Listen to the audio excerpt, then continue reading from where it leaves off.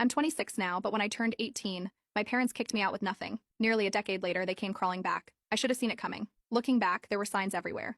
My parents were the kind of people who thought struggle made you stronger, as long as it wasn't their struggle. They bragged about how they worked for everything they had, even though my grandparents helped them with a house down payment and free childcare. But when it was my turn, suddenly tough love was the rule. I came home from my shift at the grocery store on my 18th birthday, expecting the usual half-hearted happy birthday from my mom and a nod from my dad.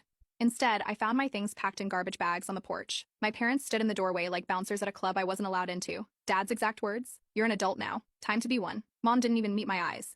"It'll build character," she added, as if she was doing me a favor. They told me they had to make their own way at my age a lie, and that I needed to learn responsibility another lie, considering I'd been working and paying my own expenses for 2 years already. They gave me nothing. No money. No offer to stay until I found a place. Not even a meal. Just a bag of clothes, my phone, and a good luck. I stood there in shock, but they were done. The door shut. The locks clicked. That was it. I didn't have anywhere to go. My first thought was my aunt, but when I called, she sighed like I was inconveniencing her and said, "You know how your parents are. They just want you to learn."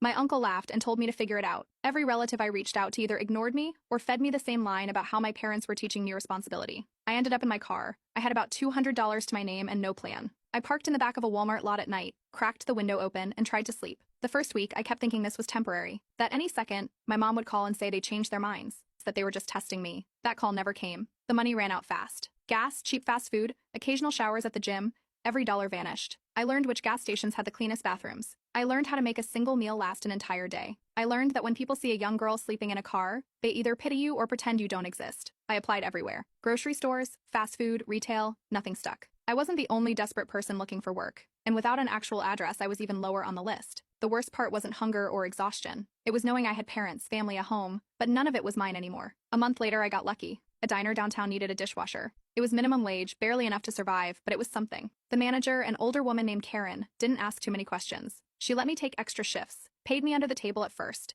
and turned a blind eye when I used the employee bathroom to clean up. I worked until my hands bled. I showered at the gym. I saved every dollar. Slowly, I crawled out of the hole. I missed my high school graduation because I couldn't afford to take time off work. Not that my parents cared. They made it clear I wasn't their problem. I heard through a friend that my name was called, but my seat was empty. That stung more than I expected. But the worst moment came later. I'd saved up enough to rent a tiny room in a shared house, thanks to a coworker who introduced me to a friend renting cheap. I had a bed again, a door that locked, a place to breathe. It wasn't much, but after months of sleeping in my car, it felt like a mansion. One night, I got curious and called my parents, not because I wanted to make up, just to see if they regretted it. The call went straight to voicemail. When I tried again, I realized they had blocked me. I stared at my phone, not sure whether to laugh or throw it. They had thrown me out with nothing, let me struggle, ignored me for months, then blocked me, just in case I dared to reach out. Fine. I deleted their numbers. The years blurred together after that. I worked 2 jobs, barely slept, and saved every penny.